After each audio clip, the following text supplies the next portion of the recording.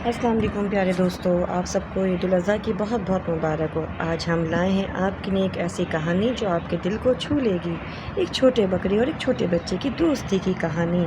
جی ہاں، احمد ایک چھوٹا بچہ ہے اور اس کے ابو نے اسے بقرعید سے 10 دن پہلے ایک بکرا لا کر دیا ہے۔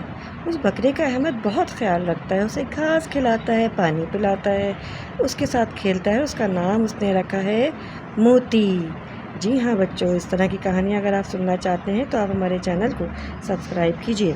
پھر کیا ہوا بچوں، اس کی امی کہتی ہیں بیٹا اس بکرے سے زیادہ دل نہ لگاؤ، اس کو اللہ کی راہ میں قربان کرنا ہے۔ ایک رات ایسی آئی کہ بابا نے کہا بیٹا کل صبح ہم اس کو نماز عید کے بعد قربان کر دیں گے۔ احمد رونے لگا، کہا بابا نہیں، یہ تو میرا بہت پیارا بکرا ہے۔ احمد کے بابا نے سمجھایا بیٹا یہ عید بقرعید ہم جو مناتے ہیں حضرت ابراہیم کی یاد میں مناتے ہیں، انہوں نے بھی اپنے بیٹے کو، اپنی سب سے پیاری چیز کو اللہ کی راہ میں قربان کیا تھا۔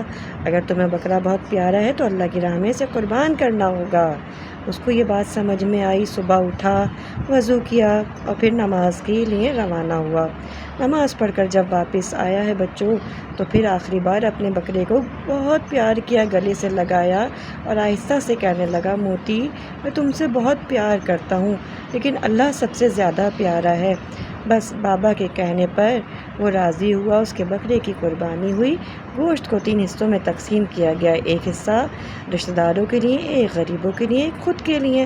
بچوں آپ کو اس کہانی اگر آپ کو یہ کہانی پسند آئی تو آپ ہمارے چینل کو سبسکرائب کیجیے، لائک کیجیے، اپنے دوستوں کے ساتھ شیئر کیجیے، کیونکہ اس کہانی کا سبق کیا ہے کہ جو بھی سب سے زیادہ پیارا ہو وہ اسے اللہ کی راہ میں قربان کرنا عبادت کہلاتا ہے۔